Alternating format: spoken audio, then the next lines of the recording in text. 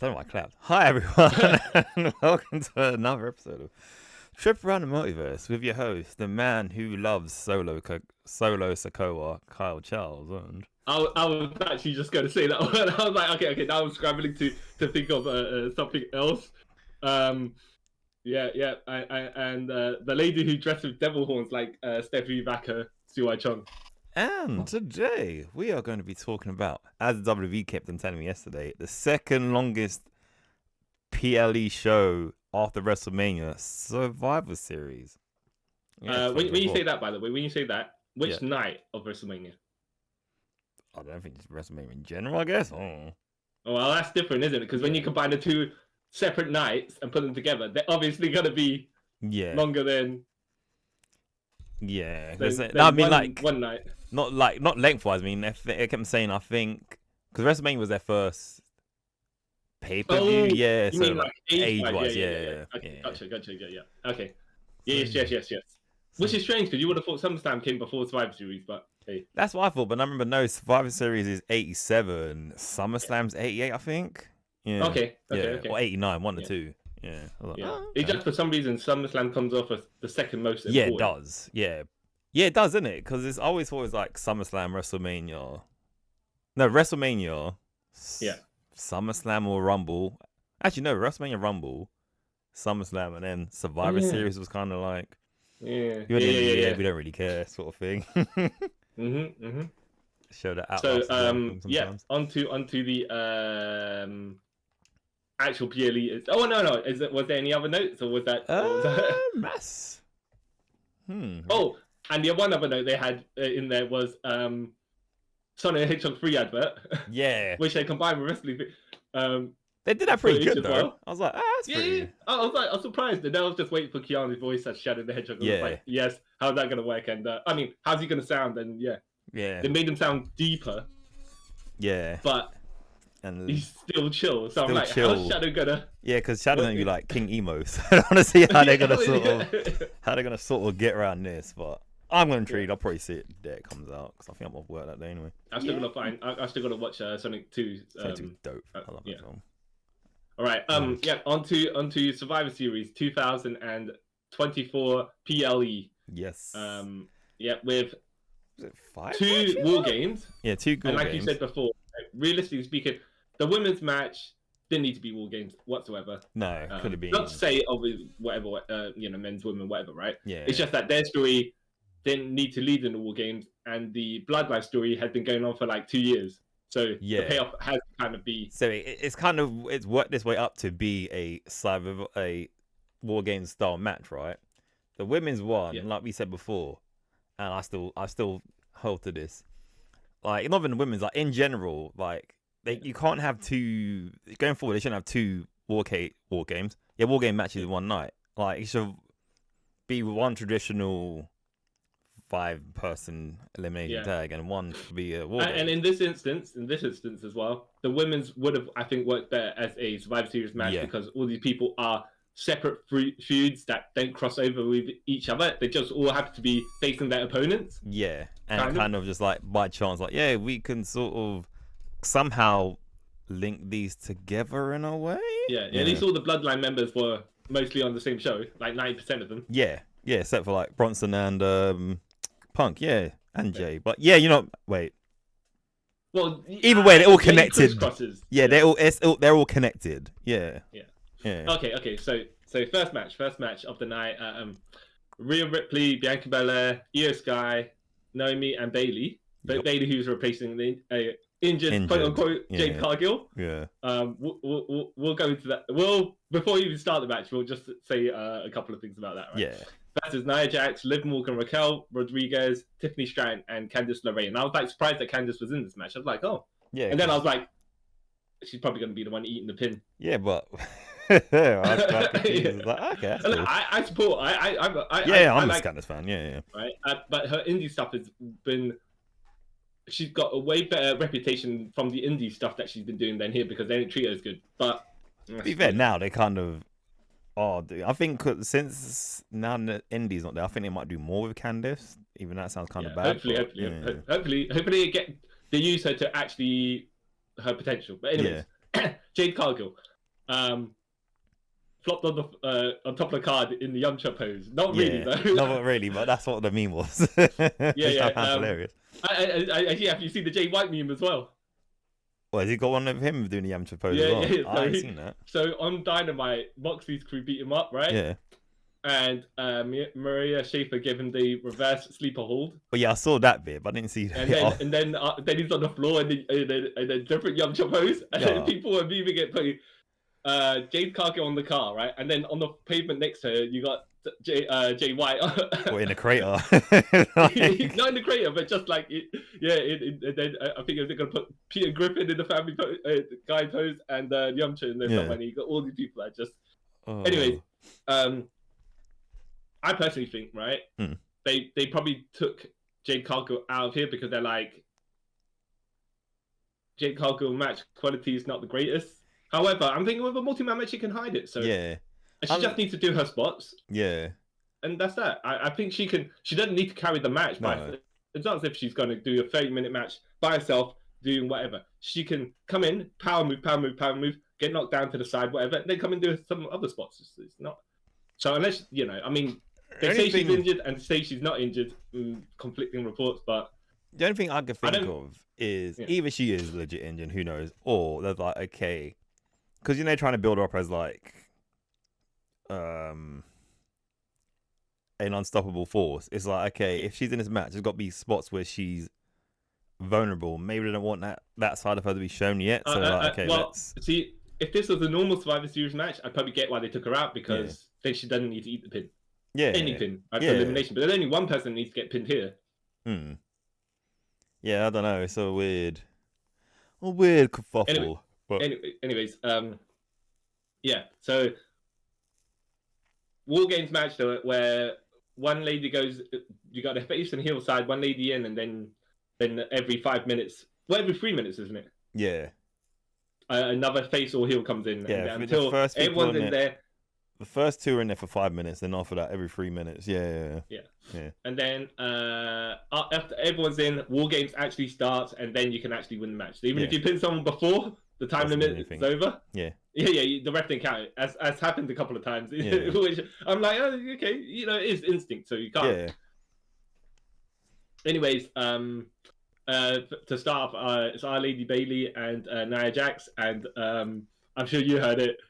Bayley called that elbow spot blatantly while the camera's in front of them. Yeah. Sometimes, I feel so. I hate the cameras nowadays to pick up anything. That's. Ooh. Yeah. It was awkward. I was like, once I heard it, and I was like, wait, what? So then a couple of seconds later, I think she had Nia Jax in front of her, and Nia Jax actually did a back elbow. I'm like, oh, okay. Yeah. And here's the thing, right? With the men, like Mick Foley, right? When he does all his grunts and Triple H with his oof, right? Yeah. When you call a spot in the middle of all that, people might not hear it coherently. Yeah. But whereas there's no like not grunting, whatever sounds from the you just hear it clear as day. You're like, oh no, ooh, that's awkward. Yeah, I mean, I don't. It is what it is, right? Yeah. You've done wrestling training, I've done wrestling training. You know how these things work, right? But I'm sure some people point out blah blah blah whatever. Man, like for me, I'm not too bothered. But I'm like, oh, okay. It's the more high definition and whatever things become, the harder it is for them to call stuff on the fly. Or, See, I prefer to see that or hear that than see someone blatantly blade. Do you know what I mean? Like, it's It's... You need, as they do nowadays, whoever is the instigator, they need to hot dog away from the person blading. Yeah. So the camera follows them. Yeah. Or like rough up the cameraman and then the person go, yep. Yeah.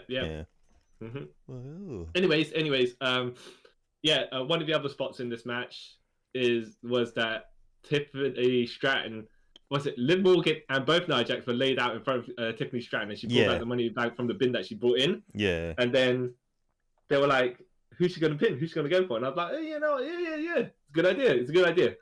And then, who was it? Was it Raquel Rodriguez or someone? It was like, what are you doing? And then Io Sky came with the fire extinguisher. Exactly.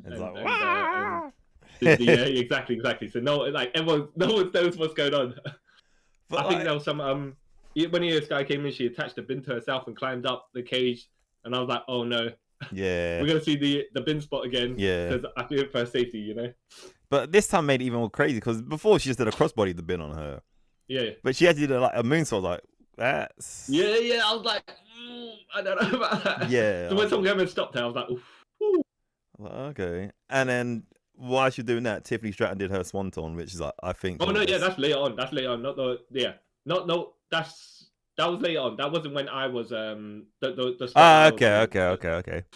But yeah. I was also going to say that. I was like, Tiffany Stratton did a senton dive and knocked everyone over, and I was like, whoo. Yeah, her senton's like one of the best. It looks so cool. No, but it's just more like, wow, you know what? If I'm standing on top of the cage and I have to dive on top of all these people, and I have to say, it's one of those things where you have to wait on the other person to be ready, and you had to get the bin and all that stuff. So Tiffany Stratton's they're kind of waiting and looking at her while everyone's staggering around like they're in a constant daze. Yeah, like, oh, what do I do?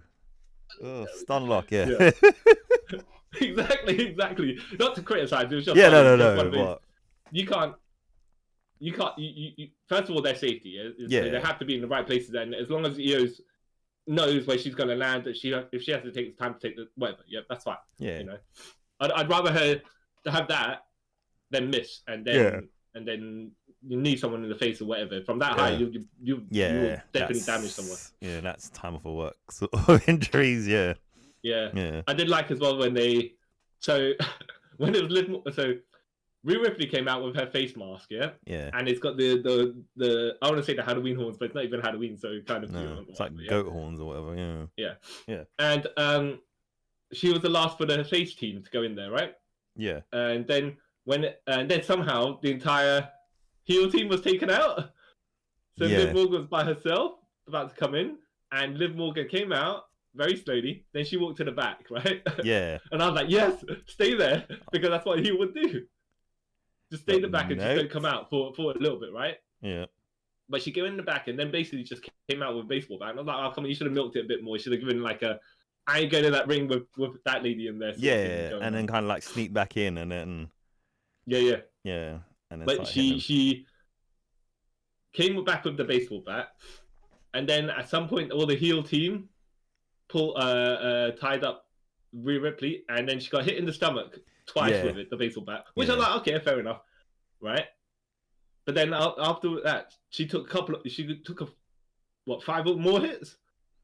I'm like, no, the 2's fine, and then you can gloat and whatever. Because realistically, not really, even realistically, that the kayfabe reality of wrestling, right? Yeah.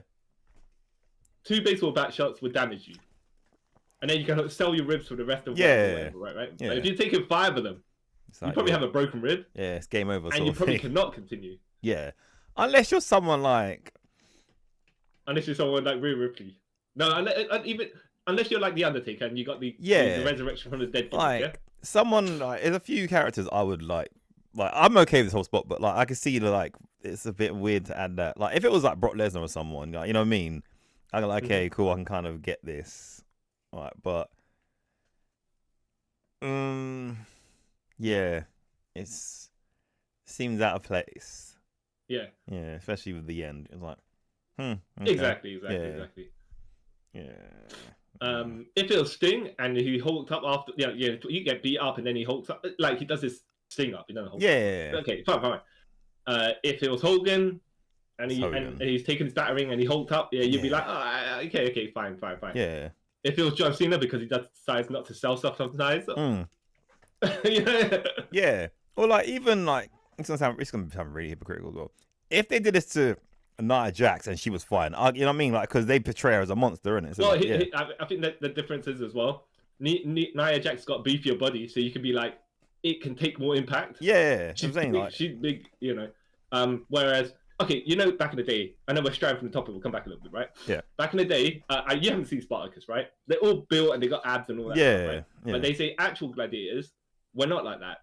They were a bit beefier build. Yeah. Because when they get sliced and whatnot, they've got the layer of fat or whatever it is, you know, to take the cut and stuff like that. Yeah. So that's what I'm saying. If Nia Jax, if you said Nia Jax with Ripley build in order to take baseball bat, I'd be like, Nia Jax build is probably more able to absorb and spread the impact. Yeah. But Okay, sure. Yeah. To be fair, when Liv Morgan came out, she hit the baseball bat on the ground. Tonk, tonk, tonk. I was like, is it a rubber baseball bat? Yeah. Because if that's the case, I know she's got to hit Rhea Ripley with it, but it's black, right? So if it's a rubber one, Yeah. But I think it's meant to be aluminium or whatever it's meant to be, right? Like, if it was a wooden one, maybe you could kayfabe pretend that wooden ones are the metal ones, right? But it was meant to be metal, so yeah. It's sometimes like these spots is like in a moment, oh yeah, this is cool. Then you go back to things like, why would that's kind of like a weird. And not to criticize it, it's just like, if anything, Rhea Ripley then should have got pinned in this. Yeah, or at least they should have went for a pin and then like, you know, someone break it up and then she rolls to the corner and whatever in it for a while. Yeah, like you said before. For most of the match. Yeah. Until the end. Yeah. I did like they did the handcuff spot where I think they handcuffed her for a bit and then later on she magic tricked during the whole when Io did the insane fighter thing. Yeah, because I like that spot. I was like, that's pretty cool. While the chaos was going, Rhea just went yoink. Yeah, I like that bit. And I did like Raquel actually getting some offense from being in the corner as well. She didn't get to do much, right? But she actually got to do stuff. She got the common moves, but only in that corner. Yeah. I think, did someone run it?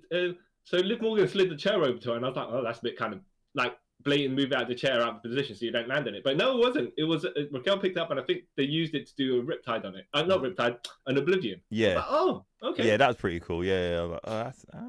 And she big booted someone in, and they did a combo move as well. Like, nice. But then it's kind of a heelish move, even though they were the faces, right? It's kind of heelish to handcuff someone in the corner and take advantage of that, the numbers. Yeah, but in Wargame it doesn't matter if you're heel or face. Yeah. That's the thing. It's like, we just do what we're doing, I guess. Yeah, so Liv Morgan got pinned after top rope. What, middle rope riptide? No, top rope. It was top rope. Off the top rope. Yeah. I just remember, so they went up there kind of really carefully, yeah? And Liv, instead of when you take the pump handle maneuver up, she cradled her legs in so she didn't touch the cage. I was like, okay, you know. That's fine because it's, you know, if whatever, they're meant to go through a table, so she could just really offset the balance if her feet actually scrape against the cage. I was like, okay, so but she said the way she was stuck in herself in like, you know, Rhea Ripley's got a cradle like a baby. But it looked dope. Like I was like, oh wow, that was a. Yeah, I was like, good on them for taking those. I was like, that's probably. It looked. I don't know. It looked more devastating than it probably was. I don't know, just the effect of it, and then how she rolled her over the pinner. I was like, yeah, okay. Did you think that Liv was going to take the pin? No, I legit thought like Candice or someone would have took the pin. Yeah. And I saw. Of all people, by the way, even though we could say Raquel Rodriguez wasn't exactly highest level on the card either, it's just that Candice raised a smaller scale there with also no story background, whatever they're doing. So. Yeah. She was just there. Like, I get why she was there. Is she still women's speed champion? Who? Candice. Yeah. She's women's speed champion, and she's kind of part of Nia Jax's crew. Yeah. So I'm like, oh, okay, I like that. But look, it was a neat match. Some good high spots. Yeah. The only thing that I would say mostly knocks us down the match a little bit. As far the quality of the is fine. I'm just saying that as far as the men's ones, they got 2, 3, 4-year build to get to it, right? Yeah. And this was like, you know what? 3 weeks before the event or whatever, it's like, we'll start putting these people together, and it's just like, I mean, you got a long-term storyline kind of running through, which is Rhea Ripley and Liv Morgan, but then you got bits and pieces of things that kind of just happened prior. Because like you've got who have you got? So you got the Bailey, Naomi, and Bianca thing, which has been going on for a while. Yeah. Forgot to mention that when Naomi came out, she got a happy birthday chance. Yeah, which was good. I like that. I was like, oh, and so you got that sort of thing going on there. Rhea and Liv plus Raquel, so that's one thing. Now, if Jade Cargill's in here, do you think they would have had her beef with Bianca Belair for a little bit. They do whatever maneuver that messes up, whatever, so then they could get to their one-on-one match that they're trying to build to. I say, but they might not actually be doing that. I don't know. I don't know, because I don't know how I feel about the. Because do they need? I don't know how I feel like about Bianca and Jade being in a feud. Like, do they need to be in a feud? Well, I'm just speculating here. They might not. They might not decide to do that in the end. But yes. So what did you think of the match? I liked it because I tried to watch it last night. So I watched the intros, then I had to go and then came back, and literally when I turned it back on is when Liv got riptide through the table. I was like, okay, cool. So I watched that again. I watched the match again this morning. I've watched it like, kind of in the background twice since today, but I enjoyed it. Still trying to, when we get to the men's one, I'll compare there. So I'm still trying to think which one I preferred. But I enjoyed it. I liked like everyone in this match really. So yeah, I enjoyed it. Yeah, I was surprised that Candice didn't take the pin. At the same time, it's like, well, if Candice didn't take it, then Liv Morgan would have taken it. Yeah, because anyone that logically makes sense, right? Yeah, exactly. Even though you could have, and I did like Tiffany Stratton threatened to cash in her money in the bank within the match, which would have been funny because if she was the new champion and then the match still continues. Yeah, because I remember when Priest did this last year. It would have been funny if she did get the pin and there's a match going on within the match. Because I remember when Priest was going to do it last year, and I was thinking the same, like, but what happens then? Like, does this turn to like even better all against all match or what? Like, it's weird. It would have been because she didn't specify who she's cashing in on her. She would have been like, she's cashing it in, and now it's a triple threat match within a Wargames match. Yeah, but then would it be a triple threat match? Like would it be all against all then? Because then So it was like, okay, I am confused by this, but but well, it did bring interest. It's just how it made sense, and I would have been all for it. But who do you think she would have cashed in on? Logically speaking, by the way, I would have had her cashed in on Liv Morgan, because then at least if Rhea's going for the title, then you got the fresh match of Tiffany Stratton versus Rhea Ripley. Rather than all the times Rhea Ripley's been destroying Liv Morgan, even though Liv Morgan's champion and should be having some credibility behind her. Yeah, well, she's a heel champion, so heel champions don't really need credibility. I think that depends on how much credibility they have before they get to the point where you don't need to give them too much. True. Because if they've never had a lot of credibility to go in with, like our boy The Miz when he's winning the championship, it's like, you need to push this guy a bit more. You can't just keep on cheating to win every single match. Against people that are so much lower tier than him, you know. Yeah, that was the kind of bad. That just makes him look bad. Yeah, it does. But he's had a long career anyway, so he's kind of benefited, I guess. But anyway, moving on, I guess. All right, next match: LA Knight versus Shinsuke Nakamura. LA Knight, the US champion. It was a fine match. I did like how when LA Knight came to the ring and he accidentally dropped his title, and then Corey Graves was like, "Oh, do you think why that? Because he dropped the title, right? It's because he wasn't gripping it, holding it up, and it's because his spirit is kind of shattered because he doesn't know what's going on. He's not sure if he can win this match or something like that." And I was like, "Oh, nice cover up there." Yeah, I was like, "Oh, okay." And then when it did happen in the end, I was like, "Oh, yeah." That was thinking on the ball. Good on you, Corey. Yeah, I like that they adjusted Shinsuke's music. To give it a bit more sinister tone. Yeah. I also like that he did win the title, and he got beat so many times by Cody Rhodes last year. Come back and he wins the title, US title. Fine, right? It makes sense. I think he could do more of it than LA Knight can, anyways. Good that LA Knight won it, just didn't seem to be doing a lot with it when he had it, right? But also, it's like, what are you going to do with Nakamura afterwards? Are you going to build them to world title contention? No. Not at this point. I mean, okay. look. First of all, Cody's got a title, and he can't lose to Cody again and again and again. So Yeah. if they're going to push him anyway, it's probably towards Gunther, which would be a good match. I would like to see. I don't know how you depends on. But with him and Gunther, I don't know how you get there because. Yeah. It's either Money in the Bank or a Rumble. I'm not saying, by the way. I'm just saying if you're going to hot shot over there while he's got the US title, then you kind of go those two routes. But I feel. Look, are they good? Depends on what kind of push they think they're giving him, because so far Shinsuke and Lex Luger are the only people that won a Royal Rumble and never won a title. Nope. Heavyweight title. So Nope. Go on. Edge won the Royal Rumble. He didn't win the title. No. I don't mean win the title at WrestleMania. I mean, like, they won a Rumble, but they haven't won World Heavyweight title or WWE title in WWE. Oh yeah. Didn't know that. Yeah, so Shinsuke's still got a bit of time that he can, like. Yeah. I mean, even if he came back with this all black Darth Vader gimmick, right? And he just attacked Gunther right away, I'd be like, I buy it. But I wouldn't, because I'd be like, so heel versus, like, they tend to don't do that. Yeah, like, how do you get? Yeah. All right.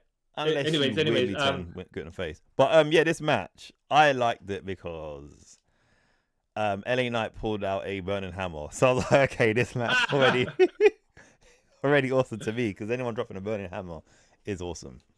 He just did it. I was like, oh. I like that Nakamura gave LA Knight, like, he rolled out in between the things, the between the rings, because he made himself look like he was dazed. But then he got LA Knight and gave him a Scorpion Death Drop onto the metal that joins the rings. I was like, ooh. And then he gave him a Katasha or something like that, right? And I was like, yeah, makes sense.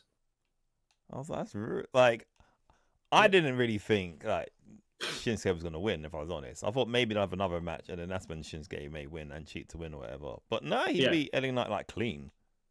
Yeah. Well, I thought if LA Knight was going to win, it'd probably be a roll-up pin or something like that, because they've just reinvigorated Nakamura, refreshed him. But then again, when Asuka came back with the kind of insane clown gimmick, and then Bianca Belair beat her, I was like... Oh, and then Asuka beat her, and then Bianca beat her. Just Io like, cashed in.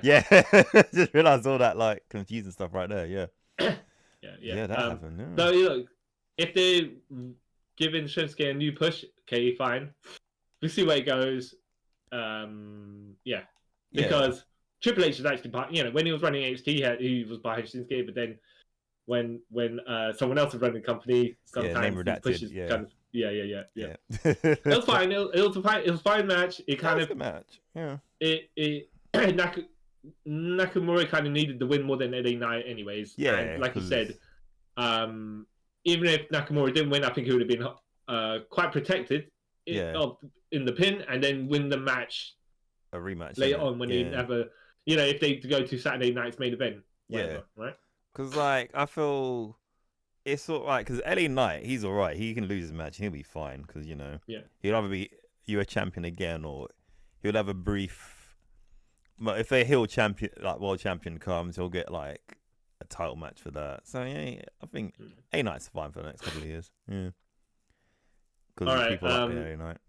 Then they had the Otis Kuritawaza and Maxine Dupree advert, which was like, that was random. Otis walking down with the t-shirt that fits his form or whatever they tried to advertise it is, and he comes out in the t-shirt, but he's got no trousers or anything like that, no pants. So I was like, all right, okay.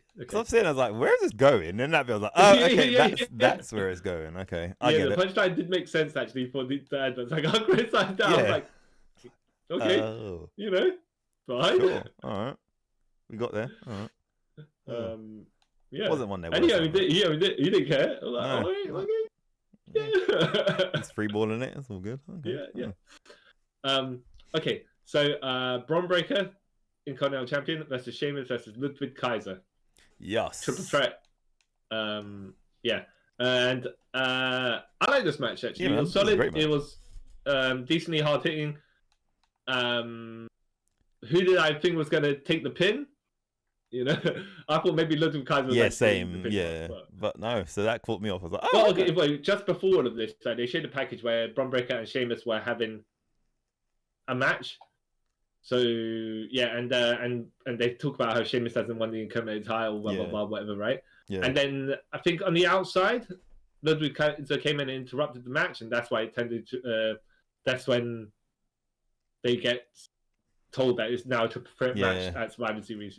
Yeah, because they had like Ludwig and Sheamus have had beef for quite a while, and Ludwig was out injured for a bit, I think, or he just appeared for a bit, and he came back and was like, "I'm not finished with you, Sheamus," and then that's how. Yep. So cool. And this was more of the back in the day WCW kind of when you're outside the ring. Apparently, in a triple threat as well, it's an ADQ, so you can do whatever, right? Yeah. Even inside the ring. I don't know, but on the outside, they just kind of ring as well, each other with shillelaghs and whatnot, and it's just like, okay. Yeah. You know? Like, I think by default, each triple threat match, but when I remember anyway, in both companies, are non-disqualification because it's really 3 people. So, like, okay, that makes sense. So, who are you going to disqualify? You know, I was like, oh, yeah, I keep forgetting that's a thing. Yeah, but you can disqualify the person doing the shenanigans, and they get ejected from the match. They can lose the match or whatever it is, you know? Because I know rope breaks thing. Wait, I don't know. It's triple threat matches that make sense to me sometimes. What they should do is at least have it. It needs to be clean, even though you can't. You can't win the match with a disqualification, but you can get disqualified if you're using illegal tactics or whatever. You know, that person who's doing that can get I don't want to say fined or whatever. How they ejected or whatever. Yeah. Exactly. Otherwise, you just get into shenanigans where it's like it's a straight match, except that now it's hardcore because you can do whatever. Or no DQ, or, you know what I mean? It just gets a bit messy. Yeah, it does. You know, like for the Continental Classic, where they say it's 20-minute time limit and no one allowed outside the ring. You know. Yeah. So you just play special rules on specific things. Yeah. You know. Anyways. No. Yeah, so they're playing up about how Sheamus just needs to win the Continental title, right? Yeah. And then how he's getting hit in the rib area and stuff like that. Yeah. Which makes a lot of sense because then he ate the pin at the end after. What did he do? He took a spear, but he took something else before that, right? He took Ludwig's finisher, which is like a self-assisted Abigail, and he turns you around.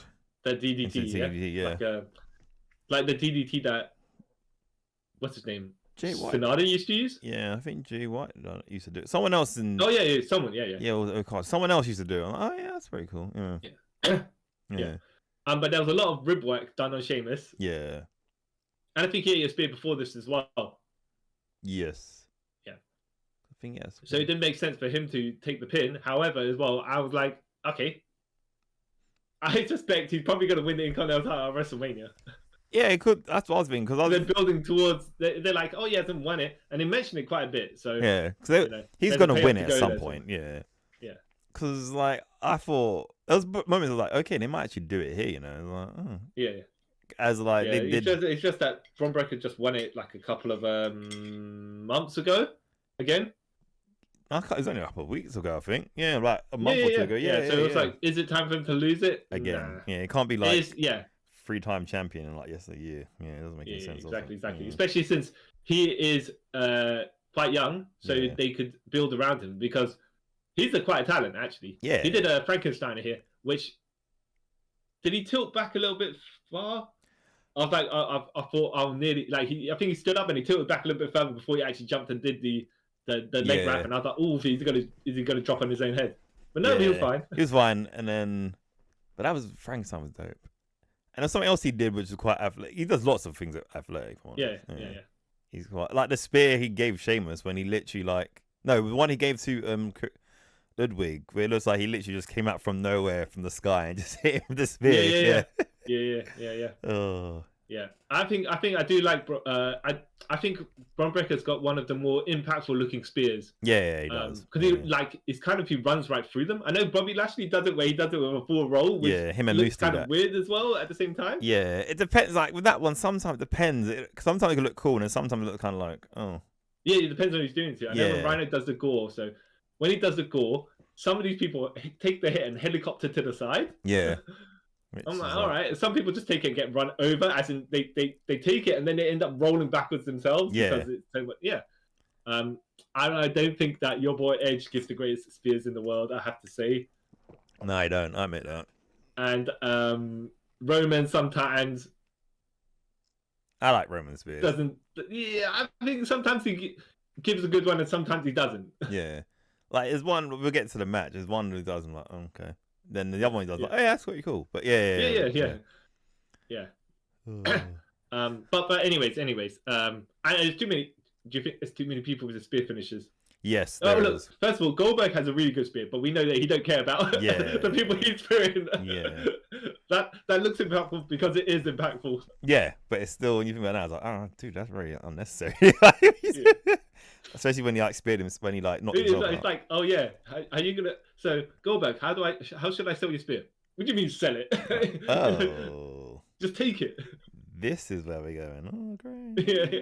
Concussion. Yes. Yeah. The spear needs to kind of be like limited. Yeah. Well, the fact is, people are using it as finishers, which is good, right? Yeah.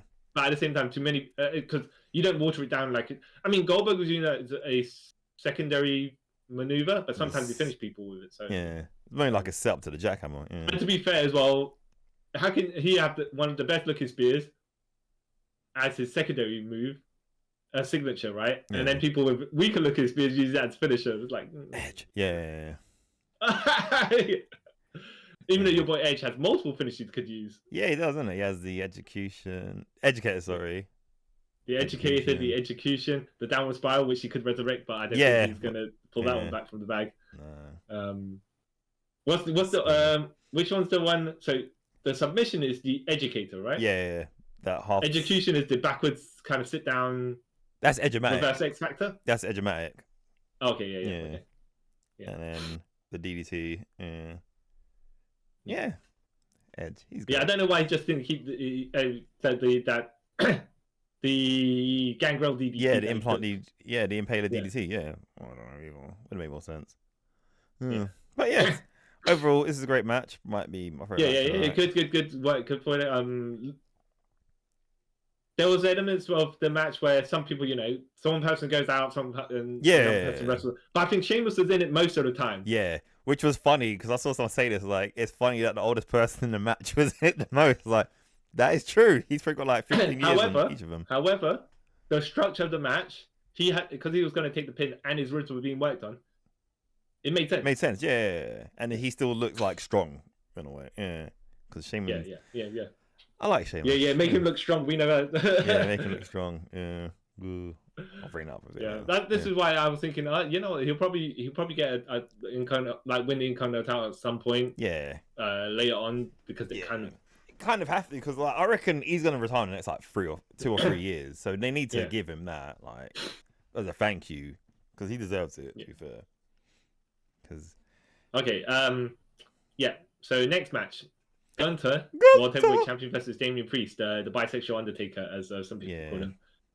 Yes. Once you see it, you can't. This was fine.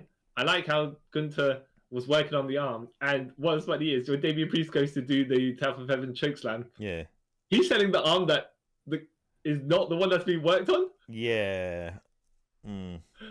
Like he grabs it, gives him the goozle with his right arm, though, and then we try to lift him. It can't lift him, but is selling the left arm. Okay. See, I didn't even notice that until you said that. I really didn't even notice that. Yeah. It was funny because I was like, wait a minute. He doesn't. If he did it with the other arm, fine, but I don't. But maybe because with the chokeslam, he's got to bring him up by the back. Oh yeah. Except that he didn't look like he did that. Yeah. I like South Heaven chokeslam. But yeah. But this match, I liked it. Like, it was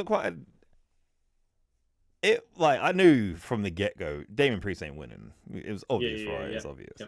But and they tried to wrap the story around Gunther's vulnerable because he got the roll up pin from Cody Rhodes from in Saudi Arabia. So now he's unsure of his championship stature. Which, by the way, I don't think he should have. Okay, they went awkward position.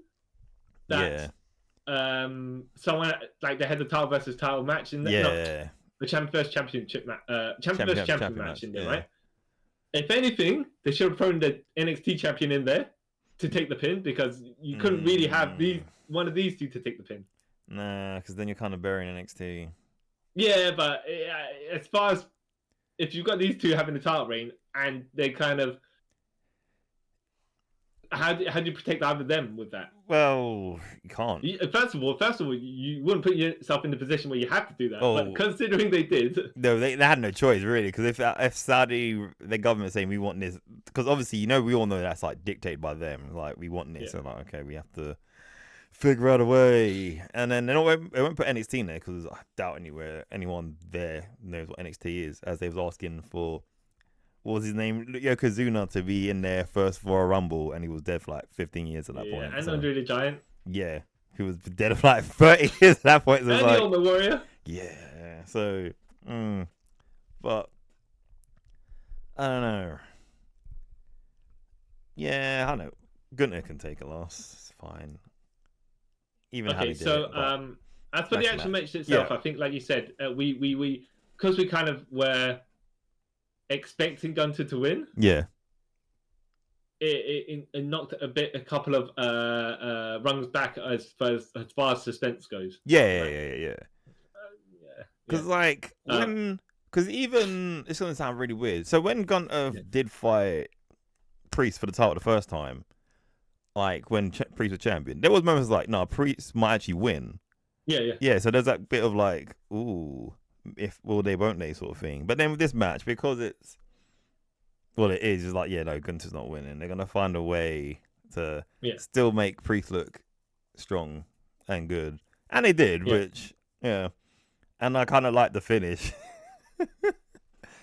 Wait. Before that, there was a bit where Damian Priest gave Gunther, he tried to give him the Razor's Edge one time, and then I think he slipped that back, and then it wasn't a botch because they repeated the spot a bit later on. And he actually gave him the Razor's Edge. Like, from Puerto Rico, inside the Razor Ramon. I was like, and then Gunther kicks out. I was like, oh, okay.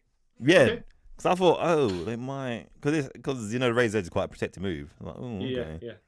When Razor does it anyway. Yeah. Even when Sheamus did the Celtic Cross, because he did it in the last match, and he went for the pin and it got interrupted. Like, oh, okay, they're kind of trying to keep this that move sacred, as Scott Hall was Triple H's good friend, so makes sense. Gunther with his sleep hold, which I like. I like that he busts out some old school maneuvers and he gives them legitimacy. Yeah, that's why Gunther's great. Like, he doesn't have like a finisher. Like, he has all these moves that he uses. Like, oh damn, like the powerbomb, for example. That's kind of or damn, when he does it, it's over. The sleeper. Yeah, hilarious. 2 power bombs to Damian Priest. Yeah, match. Gave him the 2 power bombs. Yeah, because he gave him the power bomb earlier on, and Priest got out of that school. Then he gave him the power bomb at the end, and then turned him over. After. Wait. Okay, so they were jockeying for position on the top rope. Oh yeah, this kind of looked. And then I thought this was a mistake. Because the other tip of the camera work is just like Gunther went back, and where did Damian Priest go? Yeah, like if the camera was further back, you'd see them both falling. You'd be like, all right, fine. That's and what like you said, most people, they tried the "you effed up" chant because they assumed it was a mistake, and I was like, I don't know about that myself, right? Because why did you think it was a mistake, by the way? I don't know, because like you said, the camera work and how commentary played it, like it kind of like, oh, that didn't end well. I was like, oh, okay, maybe it is, and then obviously Mr. Finn Balor comes in, and the thing is, I don't want to say, oh yeah, I was smart, I didn't think it was a mistake or anything like that. It was just like, it looked like just Gunther fell backwards, and I couldn't see what happened to Damian Priest. So I was like, if anything, they were trying the mistake is just Gunther took a blatant bump for no reason in backwards. But then when I saw Damian Priest on the floor, I was like, oh, okay, fine. Yeah. But it didn't look like there's no, unless they're trying to the cameraman that he effed up because we couldn't see. Yeah. I didn't particularly think anything was a mistake. Yeah. And then when Finn Balor came out, I was like, well, clearly it's not a mistake now. Yeah. Who's the loser now, huh? Yeah. Who's the loser now, huh? I'm like, oh, okay. It's not like that. Yes. I liked how Gunther saw Finn Balor and was like, this guy. Well, he jumps, he gives Damian Priest a stomp, and then he does the some taunts in front of him, and then it's mouthing off, and then Gunther sees it, rolls out the ring like, oh, this guy, and there's like big boots yeah, over the barrier. Yeah. And here's the other thing, right? Plausible deniability. All Gunther saw was Finn Balor. He didn't even see the stomp happen. So yeah. So okay, and he's then just like, I'm gonna get rid of this guy, even though because of the camera work. Yeah, the way that the Gunther was looking as he was doing that, you kind of like maybe he did see, but yeah, and then. I liked how it wasn't just like Gunther just rolled him in the ring and then pinned Priest. He's like, you know what, I'm just ending this guy. Powerbomb.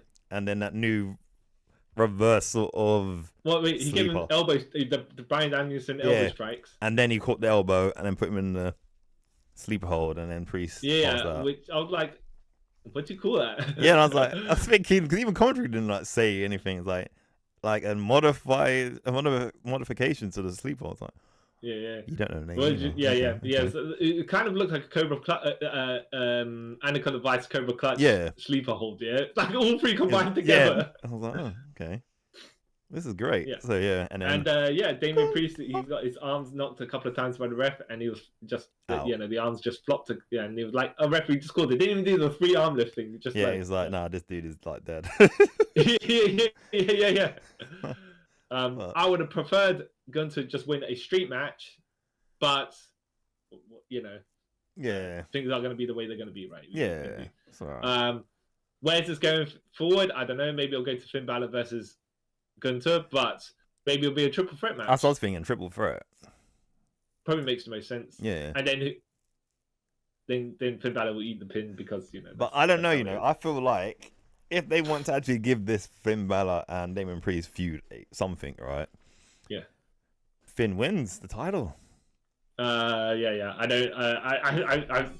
don't think they will cut short the Gunther reign to give Finn Balor the championship so he could drop it to Damian Priest. Yeah, true. Yeah. If Gunther wasn't involved, then I reckon they could. Yeah. If anything, Dominic Mysterio, but we can only but dream that's just for that. pure hero. That's not even because he deserved it or anything. No, he doesn't deserve it. Okay. What I'm saying is, not because of where he is on the card, just because of the amount of heat that he gets. Yeah. Oh, the best kind. Then I was wondering, where's Cody Rhodes in this match? And they show in the event, and they show that Saturday night main event, Cody Rhodes versus Kevin. I was like, okay, fair enough. Because makes sense. It makes sense because I know people moan about this, right? I like that on pay-per-views, they don't always have every title being defended, whatever, and they have them on the actual Raws and SmackDowns and these special events, because then it makes everything feel more important rather than just we got to gear up to this and exactly. Especially since this didn't need Cody defending his title. No, it would have been shoehorned in for no reason. Yeah. Even though, to be fair, his feud with Kevin Owens is building, right? It's just look, we don't specifically need you guys here. Yeah. And you could headline that event. So. Yeah. I don't know how the payday is comparable to it. Yeah. Right. But they're still going to get a decent amount of money from that. So they still get more money than we are. So it's that. So I'm happy with that. Yeah. I'm happy with it. I'll watch. Yeah, we'll see where Gunther goes with that, because he needs to have I'd hope he have a decent length title reign, but then it's like whoever wins the Royal Rumble, are they going to go for Cody or Gunther? And then would they even win? Yeah. Whoever they challenge. Because I don't feel like Cody, with Cody as well, I don't think he's going to have a short title reign. Mm-hmm. I don't feel like Gunther's going to have one. I reckon Gunther's title reign will end before Cody's, but it's that depends on it depends who we say wins the Royal Rumble. Yeah. Because I know right now they haven't even built a huge amount of contenders at this point, so you're like, where no odds on favorites. Yeah, like the title ship contender for Gunther's title is kind of very murky, because it's like it could go anywhere, because we've got no one specifically feuding with him. Damian Priest and Finn Balor feuding amongst themselves. Gunther just was in their orbit. Yeah, he just kind of sucked in and then I'm bigger than this. Yeah. And Cody is feuding with Kevin Owens, but that feud's going to finish before the Royal Rumble, no, before WrestleMania, because it cannot drag that long. No, I can't drag that And long. not to be bad to Kevin Owens, right? But I don't think they're going to give him a championship match there, even though I think he deserves it, but they won't give it to him. Like he doesn't. Yeah, he just like as much as we say, also he like I like him. I think he does deserve it. I don't. He's not been pushed to that level. Not that sounds really bad. Like I don't think at the moment, because of like Roman's whole title reign, like that was an epic thing, and Cody's build up to beating him was an epic thing as well. I don't think at the moment there isn't anyone who, besides Roman himself, is worthy, like has that power enough to beat Cody. You know what I mean? Like, so except that we're going to get in the War Games match in it later on, and I thought that was going to be a guest appearance at the end, which actually did not happen. Yeah, same. So, and that person could do what they want. Yeah. But okay, War Games match. So men's War Games match: Solo Sikoa, Jacob Fatu, Tanga Loa, and Bronson Reed. Yep. Versus Bloodline. CM Punk, Roman Reigns, Jimmy Uso, Jey Uso, and wait on. And Roman Reigns? Did I just say all of them? Yes, Sami Zayn. Yeah. All the new Bloodline come out together. Yeah. Even though Bronson Reed's not part of them, but whatever, he should be though. He should be because it fits. To me, it fits. He could be an honorary use, just like Sami Zayn. But then all the faces get individual. Ego as much. Yeah. Especially CM Punk and Roman Reigns. Yeah. Which I like that whole thing. That was really good.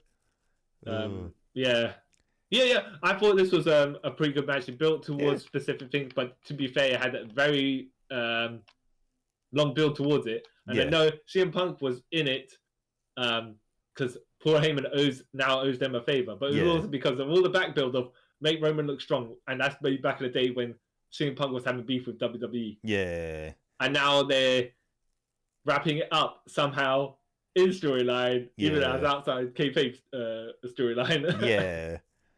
Which I think... and him coming join this team does make sense. It does, yeah. It makes more sense because I know everyone's like, "Oh, it's gonna be Seth," but this makes more sense than Seth because of the Heyman connection.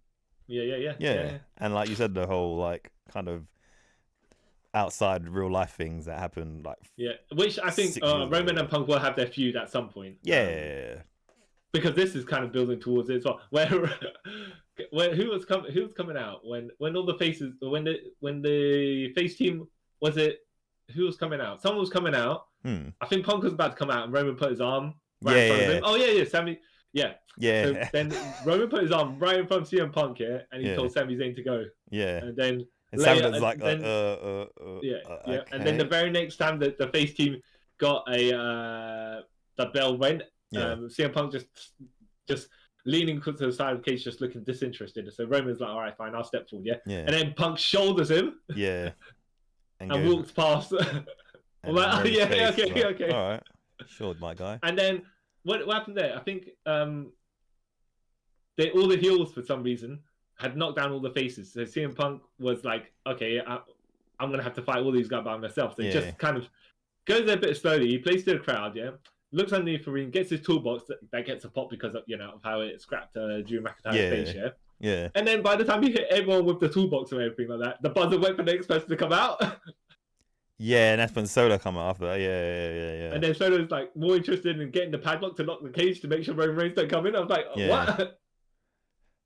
Because I thought I liked that. I even liked how, even though they missed an opportunity, like because Jay was the first one in for the OG Bloodline featuring CM Punk, and he was against Tonga, and I thought, that's cool. That kind of makes sense. And then after that, Jay come in, right?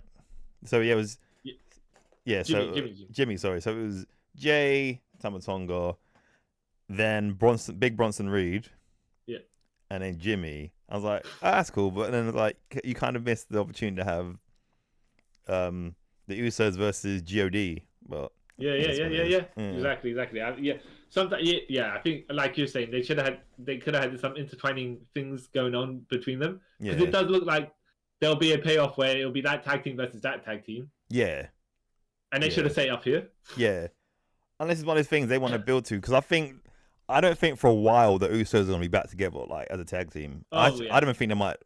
I wouldn't be surprised if they never came. If they did a tag team again, it'd be like in a couple of years. No, full on tag team, but at least the one-off versus this tag team. Yeah, because they have to do that, because... Yeah.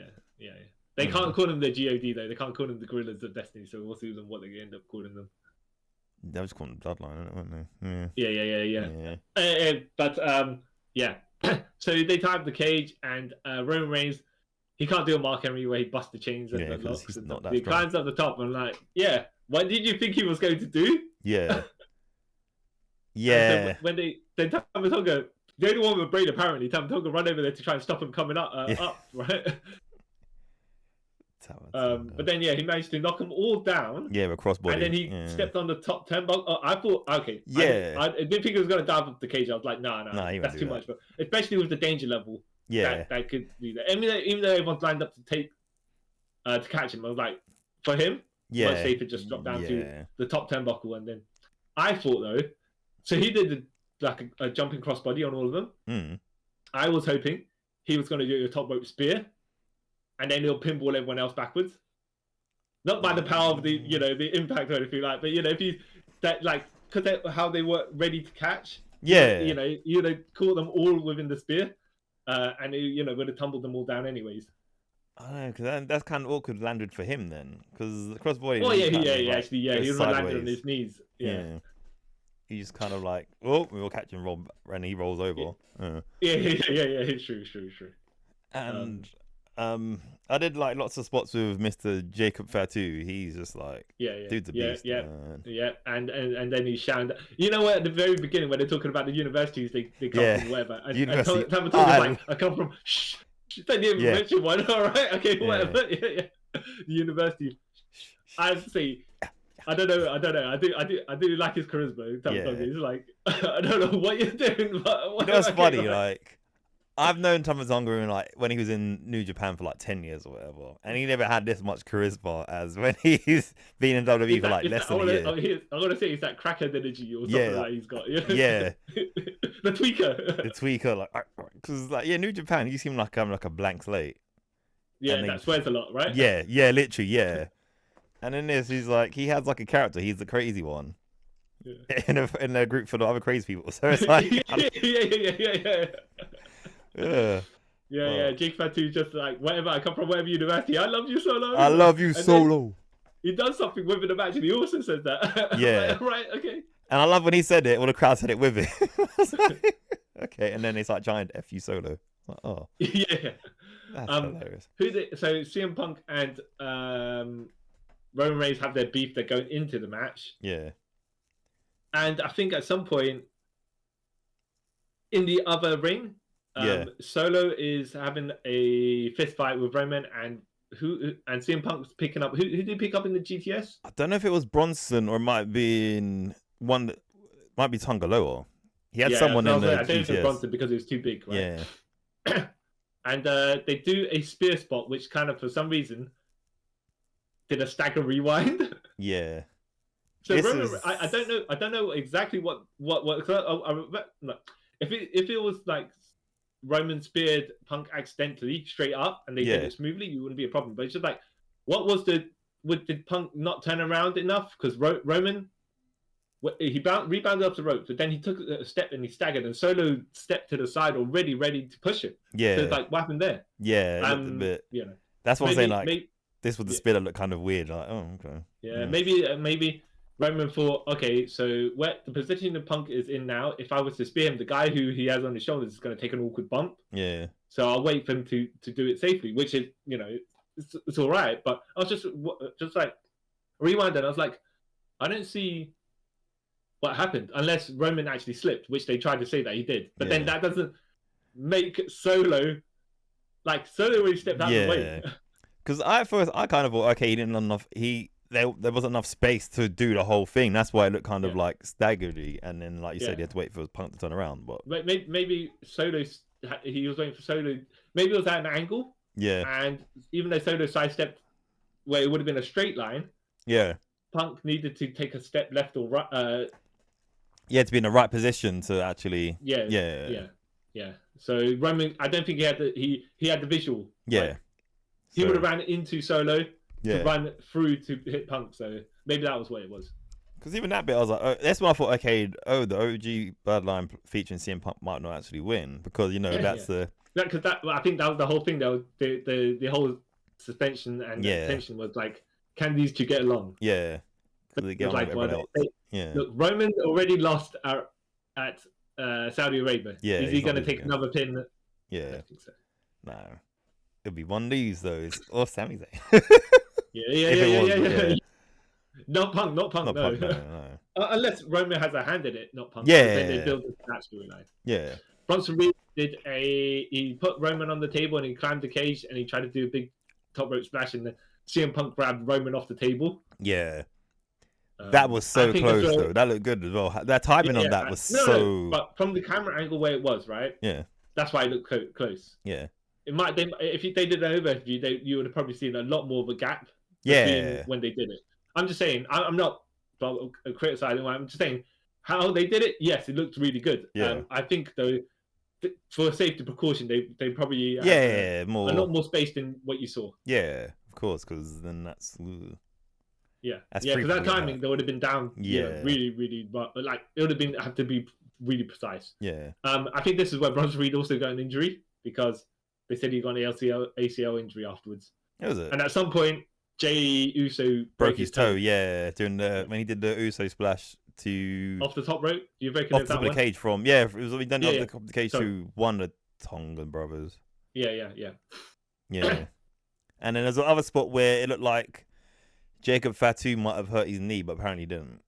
Yeah, I think he was just setting it. Yeah, but that looked like how he was saying. I was like, ooh, he couldn't be. Yeah, I remember. Yeah, he's great. But then he did it. He got legit injured on his leg one time, right? Yeah, legit. Yeah, he's just recounting that. Yeah. Oh, Jacob Fatu, man. But yeah, so at one point, all the heels are down except for Solo, and all the faces are just kind of. Oh, we forgot about the bit where all the other. Well, it's in CM Punk's in the match as well, where all their faces are down as well. And Sami Zayn, that's when Jacob does the double moonsault to both the Usos. And then Bronson does the splash to Sami Zayn. And then Punk's the only one still up. But he gets up and tries to fight the Bloodline and just like beat him. and if you were Roman wasn't in the match at this point, but here's the thing, right? Yeah. If you were going to say Punk's a selfish person, he just made sure to get the spotlight, some spotlight, even though he didn't need to. But then I'm not saying that's what he did, right? Yeah. But to be fair, he's one of the biggest stars in the match, so it makes sense for him to be scrappy. Yeah, plus that's his character, isn't it? Yeah, so exactly. It's not like, oh yeah, I'm gonna take all the yous on by myself because I can. Or, I'm gonna make sure I get my hits in because to look good. No. Yeah, no, he's like, because that's his character. Like, I'm not going to win this. I might as well at least take I'm one. A stubborn. Yeah. I'll at least try and take one of you down for like I'm down. Yeah. Or I'll just and just I'll do what I can. I'll just take my beating because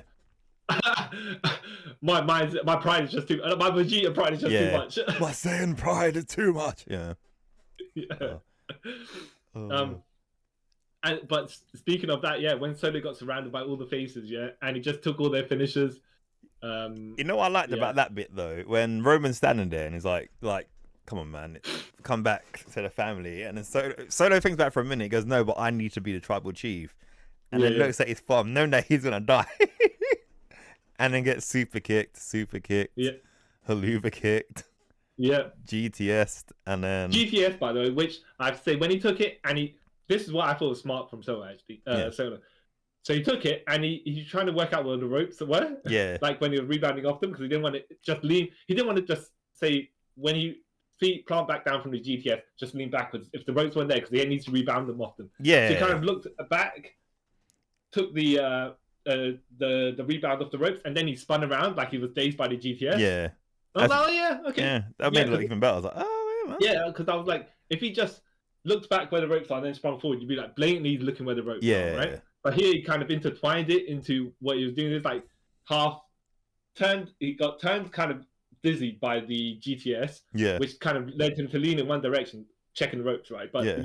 you could very well lean in that direction. When he rebounded off the ropes, he didn't know where he was going, what's going on. Yeah. And he turned around into spear. I was like, oh yeah, okay, yeah. It wasn't so blatant like the Bailey elbow thing. Yeah. Right? It was like, yeah. the dude was where he was, but he was, you know, he added a bit of flair to the elements. Yeah. Yeah. Yeah. Because that's like, I like moment like this match where you like appreciate Solo Sikoa as a wrestler even more. Like, you know, he's pretty. He's still quite young as well. He's like pretty smart for someone who hasn't been wrestling for that long, really. And like, yeah. Good on him. Like, one day he will become the real tribal chief, but yeah. just not today. Just not today. Yeah. So he got murdered by everyone essentially. Yeah, which makes sense. It's like, okay. Yeah. And then the event finishes, right? CM Punk and I forgot to say about Roman that bit Reigns shake hands when in the match where Roman Reigns and CM Punk kind of have like a face off, and then Paul Heyman comes like, "You're the best in the world. He's the tribal chief. You guys blah blah." And then like, you know what? We have to listen to the wise man. And then it's let the war games begin. Yeah. I was like, that's cheesy, but I liked it. And I liked when they all left the ring as well, and they all like gave Paul Heyman a hug, and then Roman just put their hand on the cheeks, like. Yeah, and Punk made sure to, when he hugged Paul Heyman and the camera was behind him, you owe me a favor, man. Yeah. We'll do this out later on, but you know. Yeah. And he goes, yes, my friend, we'll sort this all out. And I did like as well how when they all did the ones up, CM Punk's like, no, I don't do that, and just kept doing his go to sleep. And I was like, I respect that, because, you know, even though Bronson Reed, to me, he's part of Bloodline. Even though he's putting up the ones as well, I was like, okay, realistically, shouldn't, whatever. But I was like, okay, CM Punk's is sticking to his like guns. Like, no, I'm not a part of this. This is a one night only thing. So no ones for me. It's sleepy time because I'm tired. I did think The Rock was going to make another appearance at the end of this and just point at the WrestleMania sign, but not the WrestleMania sign that survives. You know, point to the cage or point to something. Yeah, because how they kind of that whole ending bit was like good, like 5-10 minutes anyway. So I was like, okay, they're waiting for something, right? But no. Yeah. No. I thought, The Rock was, and then I thought The Rock was going to come out and was going to point at the whole bunch of them, yeah? So you didn't know if he was pointing at the new Bloodline, or the original Bloodline. CM Punk, Exactly. Exactly. Who's he going to be with? Whose side is he on? Sort of thing, right? No. Who's the fifth man, brother? Yeah, that sort of thing. So I do think that they're going to end up doing the Roman Rock match at this WrestleMania. Maybe it'll make sense. Okay. At this point, I think that match will headline one of the nights only because you've got no feud that's more important than that. Yeah. At the moment, even the world title matches have nothing leading towards them. The only way I could see if it's not Rock Roman, and say it's like Roman Solo, whatever. The only other match I could see The Rock being involved in would be Cody. That's only like those are the only two people I could see him. Like saying the other title matches, unless they do unless it's gonna be CM Punk versus Gunther or something like that. There's no at the moment for the title match. It's gonna be like. So are we saying at some point Raw has not happened yet? No. By the time we put this out, no. We are gonna assume that Rock will come out, and maybe, or they might, because I was thinking what they might do is hold off The Rock coming back to, because you know Raw's going to Netflix. Well, Raw and SmackDown over here, and it's coming to Netflix. Even in America, it's Netflix, but that's just Raw. And on the 6th of January, I think it is, and they're making a big thing about it because there's even an arena show and everything like that, rather than a stadium. No, it's a stadium show rather than an arena show. So that's the only way I think they might bring The Rock back to make a big thing of the first. Hold up till then, but then you've got to. Personally, I think they got to inject something, a level of threat to the Bloodline storyline, because Solo's team have been done. Not they're done for. They kind of capped that off where it's like, Roman's team is superior. Yeah, you know. Because and the only hope that Solo's team have is just bow down to their final boss. Yeah. Tribal Chief Unifying Leader. Because I think they might try and because I think what they might do is the OG Bloodline might think, oh yeah, now because we beat them, everything's all fine and dandy. Because it's December now, don't really do much in December, are they? So like, and then something near the end of December will happen that will lead to The Rock be like doing the Thanos at the end of First Avengers. now I'll do it myself for the Infinity Gauntlet thing. You know what I mean? So which makes sense. And you got time to build. Because then you got Royal Rumble at the end of January, and then Elimination Chamber in February, and then a long time because WrestleMania is later next year. It's like in the middle of April rather than at the start. Elimination Chamber is early March. It's early March. I think it's early March, like the 1st or whatever it is. But it's just that tail end February, early March. It's not in February though, because they ran an advert saying John Cena final elimination chamber. Yeah. So then, so still they got like a long time. And I think Royal Rumble might be in early February this year, next year. I think you're right because I know some stuff. There's been changes to a lot of things. Well, I just think of that's where that Sunday falls. Yeah. On that week. That makes sense because I know for sure WrestleMania is later because the original they couldn't do it because I think the Super Bowl or something, some American football things that weekend, the first weekend of April, so they did it mid-April instead. Yeah. Well, I think you're right. Makes sense. Because I don't think there's a Saudi show before it because they're normally after. So but yeah, they got enough time to build for awesomeness, you know. For Cody to beat The Rock, you know. The Rock doesn't need. Yeah. We'll see how that works. At some point, like you're saying, there's going to be a Cody Rock match somewhere. Yeah. And there's a Roman Rock match somewhere. Yeah. But logically speaking, it'll probably be the Roman Rock match first to give him some credibility and threat level before then he could win the title of Cody. I don't know, because it's either that or they do Rock beats Cody. Yeah. And then... But then Roman beats Rock? Yeah. I don't know about but then you still need Cody Roman 3, don't you? So... Yeah. I don't know, but that's as well. At least the last couple of years, we knew Roman Reigns was the main attraction, the main star. You know, he was leading somewhere, and Cody was the guy chasing him. Yeah. Here is like, all right, we've done that. Now what? Yeah. So it needs to be something filler in between, isn't it? Yeah. As in, who are the people we're building around? You know. Yeah. And then I know as well at the end of it's nothing to do with like Roman Cody and all that. At the end of Survivor Series, the Judgment Day attacked Damian Priest again backstage, and I think they injured his arm or something. So that feud's gonna end at some point as well because that's a long feud, and none of the Judgment Day seem to be able to do anything. No. Like this group together, but they're not exactly the most capable group, unfortunately. You know. No. Which it's kind of sad because I did like the Judgment Day, but it's getting a bit, I don't know, not long in the tooth. Oh yeah, well yeah, you're right. Royal Rumble is on the 1st of February. Yeah. But yeah, I just want to 1st of March is Elimination Chamber. Yeah, so I just want to see where a lot of this stuff's going. We've got a couple of months to see what we'll be setting up, or even you never know. Like just seeing it now, it could be John Cena versus Gunther or someone at WrestleMania. You never know. Yeah.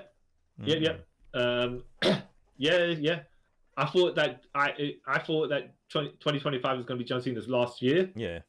In wrestling, so that won't be a retirement match. But I don't think he's gonna. Like, if anything, Gunther should retire. Like, if he's gonna have a title match near me, he should be like, "Oh yeah, it's career versus title" or something. I don't know, but then I reckon he'll win, and then they'll do, like Impact would do when Mickie James was like a year or two ago was women like Impact Women's Champion, where she's like basically, if I lose, I'm done. So I think they might do that with Cena. All right, we'll see. I still think either CM Punk or Randy Orton to retire Cena. Yeah. I don't want him to. Honestly, I don't want him to win a 17th title, but it's not necessary for him. He doesn't need it. Nah, if anything, it's gonna sound really weird. He should win the Intercontinental title, and then he's become the Grand Slam because then he's done everything. Yeah. You do that as well. Yeah. Make more sense because, like you say, he doesn't really need a world title. Yeah.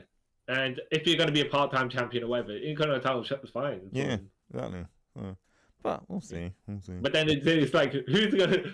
So, I won't say Sheamus going to win it, but I also say Cena's going to win it. So what's going to happen there? But then Cena's not retiring to the end of the year, so... Oh, yeah, so Sheamus wins it off him afterwards. Yeah. But you know what they should do, right? This another match John Cena needs to have before he retires, yeah? He should face his New Japan equivalent, Tanahashi. Yeah, they should make a dream match. They need to do it, right? But they won't. Yeah, unless they both go to Noah just for a one-off. That's the only way, that's how you get around it. That's how you get around it. No one's toes get stepped on. Yeah. Mm-hmm.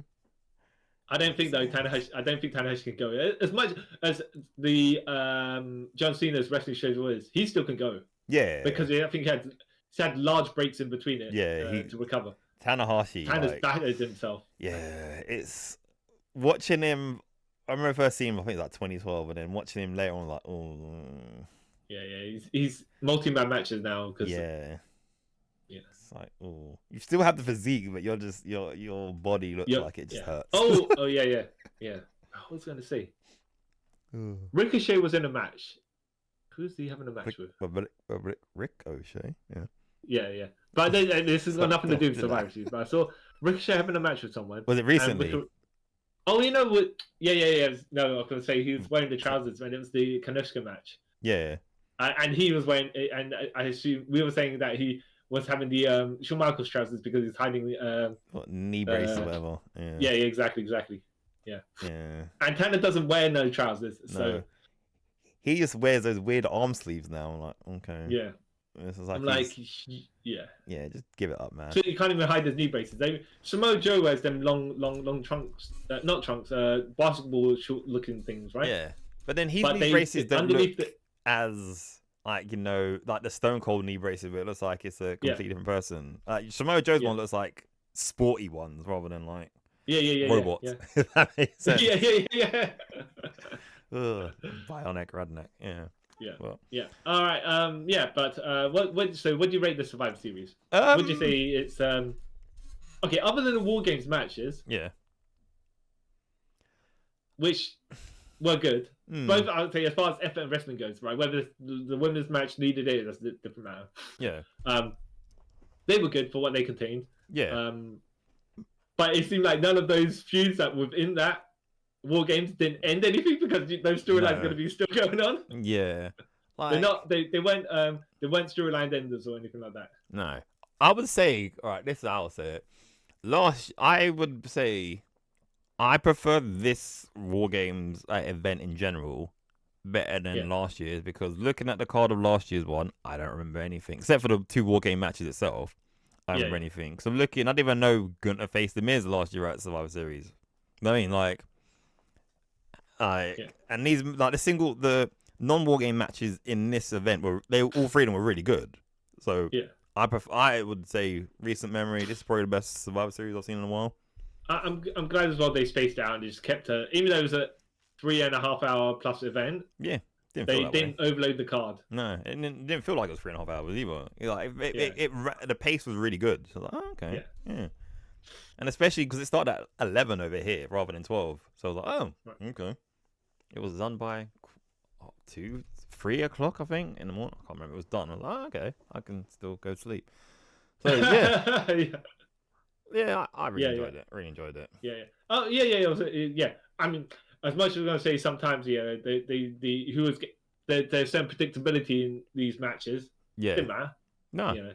It's just like how we gonna get to it. Yeah. Was the intriguing part at some points. Yeah, and I'm excited to see where everything goes. You know. Yeah. Except that you're not excited to see when the Rock appears. Or because of this Bloodline storyline, you're like, actually, you do want to see when the Rock comes. Yeah, I just want to see how he inserts himself into everything. Not himself, but I would see how they insert him into this whole story. Like, was he the benefactor of the bad Bloodline and what stuff? You know what I mean? Did he employ the Tongans and what stuff? You know? Yeah. And are you waiting for Hikuleo to make an appearance as well? Yeah, man. I was wishing he came out yesterday. It would have been awesome. Like, you know, when Oh, it would have been cool, like, if when, say, Tonga Loa, because I don't know, a lot of people have a weird thing against Tonga Loa. I have no problem with him. It's because of his finger jabs and stuff like that. That's it. Yeah. Yeah, the back fist and finger jabs that he was doing to Okada, which I'm like, and when he block the 619 as well. Yeah. I think even though now I think he leans into it now. But anyway, Yeah. Like if like he was to go out and then Soda hold him back and then but no, and then like that and then Hikuleo came out. But then I realized no one would get like like only like 10% of the audience there would get it. You know what I mean? Like that he's a thing. So yeah. Because I saw someone's weird take that during one of the matches, if Ricky Stark's music came on and then he appeared at WWE, was like that would pop about 4 people in the crowd because not being bad. Yeah. Me and you know Ricky Stark is right. Yeah. Like the greater wrestling audience who like the casual fans who tend to go to these pay-per-view events, right? They're not gonna know Ricky Stark is this. It's gonna be like they'll probably think he's a knockoff indie version of The Rock. Yeah. So it's like no, you can't skinny version as well. Yeah. Like I'm not saying he's skinny. I'm no, saying but compared to The Rock, the Rock size, you know. Yeah. So it's like no, some people like that, like Ricky Stark, he needs to be like introduced on TV or something rather than just like we're gonna throw him into a main like pay-per-view. No one's gonna get it. I was quite saddened that the Machine Guns didn't get a pay-per-view appearance, but yeah, there's still time. Yeah. Because I know a lot of people are pissed off that the tag team titles didn't get like represented on. Oh no, well look, but on this pay-per-view there were more important things going on. Yeah, so, fine. So it's fine. Yeah. I would say one of the less important matches was the world title match as far as this pay-per-view was concerned as well. So and the WWE title with your ultra popular number 1 babyface Cody Rhodes wasn't even on the card. So yeah, how can you argue that? Well, I just noticed it as well. Like I think what they're doing, they're taking turns. Because last year I was looking at the matches, and Roman wasn't on last year's card. So it swapped it. Cody was on it last year, so Roman's on this year. So I was like, oh, okay, that's kind of a cool thing, I guess. Yeah. Smart. Yeah. And there was no WWE champion. And at this point, the men's and women's rumble, who do you predict? Or are you saying that there's no through line? There's no through line at the moment. At the moment, no. Like I would say as well the same. It's like there's no one that is in the forefront of winning. No. To obviously, yeah. Not even like you can say, oh, there's the top 5 or the top 3 of it. It's just like Royal Rumble's gonna happen. And then we'll know. That's it. Yeah, I'm kind of happy about that because it gives it as that more like unpredictability to it. Because like sometimes it's blatantly like they're building to this person. I always thought they should have like several top tier contenders that are having a push at around this time. Yeah. So when you go into Rumble, then you're like, here's are the favorites, and then you go, but here's like there's no favorites at the moment. Yeah. But that just means maybe you're disorganized. Yeah. As well. But I don't know. I think like. The only woman I can really think that might win the Royal Rumble, but then it'd be like her second or third time, wouldn't it be? Would be Rhea, because then that's how you get to Rhea and Liv. But then you don't really need unless you're going to say Tiffany Stratton, and then she could, if she loses, she could cash in her Money in the Bank. But then that's just easy. Yeah, you know, it'd be funny if she wins the Rumble, wins the title, and then she's holding on to that Money in the Bank. So whoever beats her, she just cashes back on them straight away and keeps gets the title back. I'm thinking it won't be and if they do have Tiffany Stratton, I'll be like, it's fine because that's heel tactics, you know. Because it won't be Io because he's getting a title match soon. Do you think the ladies? Do you think the top tier ladies from NXT? And I say top tier ladies, what I mean is Julia, Stephanie Vaca, the Zarya. Yeah. Do you think they're going to make an appearance in the ladies Rumble? I don't know. They may make an appearance, but they won't win. No. I don't expect them to win, but it's just like they got at the NXT women's roster has quite a lot of people in contention. You got to add Jordan Grace to that as well. Yeah.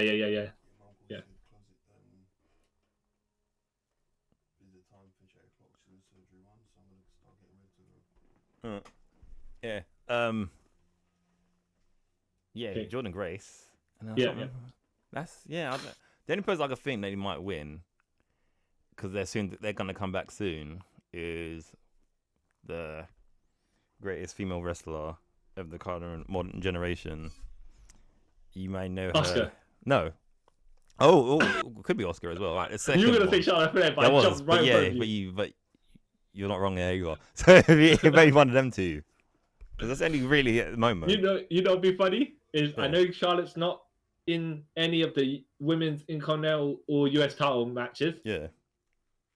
But when she appears, and then she's for some reason instead of a one-on-one singles match, it tends to triple threat match because they throw her right in there. I'll be like, I'm not surprised. Nah, I'm not surprised. That's what they do. That. No, you say that, yeah. But that lady appears out of nowhere. Yeah, they're not gonna do that. Because I feel with those new mid card titles for women, like it's gonna be someone like, for example, Charlotte's on SmackDown. Yeah. And I reckon the person who's gonna win that women's title match for the new US heavyweight title is gonna be Mi Chin / what's her name? Mia Yim. Mia Yim. Yeah, she's gonna win that. Or it could be Chelsea Green. I think there's more potential for if Chelsea Green wins, only because she can gloat. Yeah. Gives their character something. And then the one I'm not too sure about would be the Women's Intercontinental Championship. I don't know who's gonna. Charlotte Flair, I'll tell you. Watch, even though she's not in the brackets, watch when prediction happens. Nah. To be fair, I don't think that's below Charlotte. That's what me sound bad. Like all the horsewomen, like those belts are below them, so I don't think they're gonna put it on here. You say that, but sometimes they got an NXT title win after they became heavyweight champion, women's world champions. So. Yeah, but they did that for Becky so she can be. No, they did it for Charlotte. Yeah, they did it for Charlotte, but then that, according to people, that was to build to WrestleMania 21. WrestleMania 20. When Becky won it, at least she was trying to elevate Tiffany Stratton, right? No. When Charlotte won it, she was kneecapping Rhea Ripley. No. I think it's the way around. Becky only did it so she can say she's had all the women's titles. That's the only reason I did it, Becky. No. I don't think Becky Lynch has the power to say to the people at the top. Yeah, she does. She does, man. By the way, we're just joking around that. We just don't. It's not as if they actually have creative control. No, they don't. No. This is not the era of the Hogans. No. No. There's only one lady of the 4 horsewomen who have creative control, and she's not even in. She's in the company. Yeah. Yes. Oh. All right. Okay. On that note, let's wrap that up before we just go to tangent time. I'm not gonna do anything. Matches. We already concluded the pay-per-view. So great pay-per-view overall. Yeah.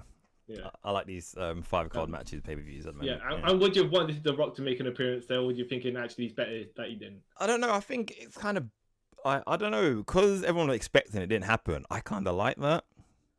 But he made an appearance at the end of Hell in a Cell, and that was bad blood, but no one expected that to happen because that was just like a C level or B level. Yeah, exactly. Yeah.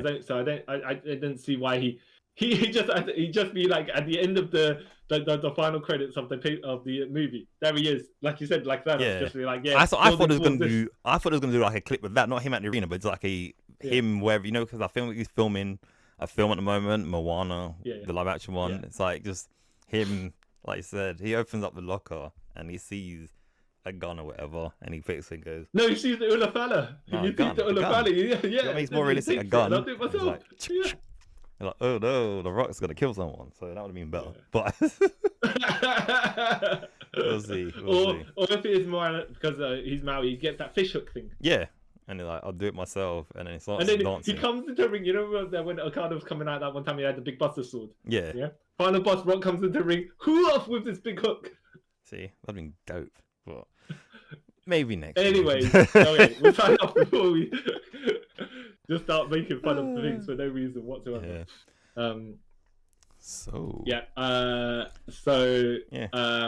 Thank you guys for you are or do you want me? Oh, I am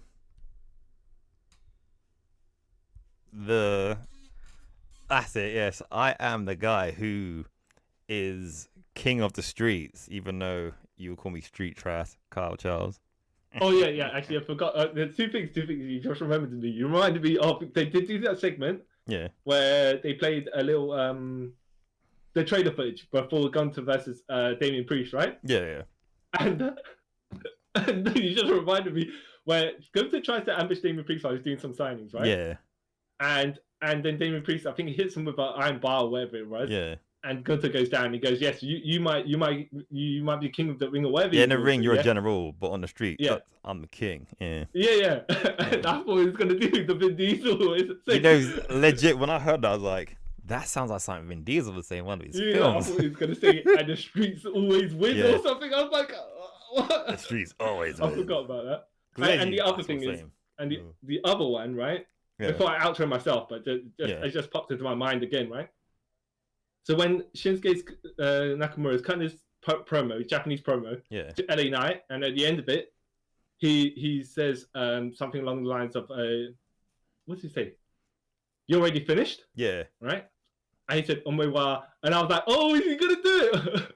I was going to say, Omewa mu shindoru, and I was like, he's going to say, you're already dead. Yeah, if he did. And I would have popped for it. Huh? Like, even if other people didn't get it, I would be like, oh, there's an all-star reference there. I get it. That's what that was. But no, he didn't. He said something like, you know, you're already...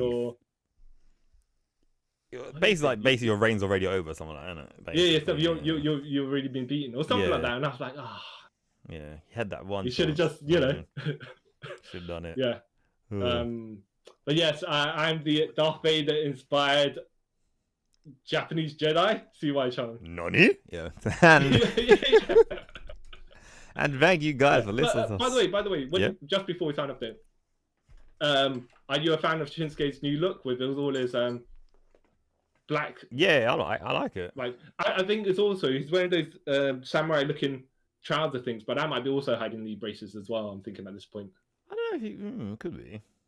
Yeah, I don't think because it doesn't look. Because sometimes like when Ray or Shawn Michaels, you kind of see the knee brace. But I don't. Yeah. Shinsuke, I don't think. I don't know. We'll see. Yeah. And they got the black eye paint and stuff like that, and the mask and stuff like that. His presentation is really good. What are they going to do with him now? The only thing are they rebuilding him after? Yeah, probably. After all the stuff they did with him, King Nakamura and the artist known as, and then all that silliness. Yeah. But we'll see. And it'd be a shame if LA Knight just come and beat him back again. Like, what's the point? Yeah. Yeah. And then Nakamura disappears for a while so he can go surfing.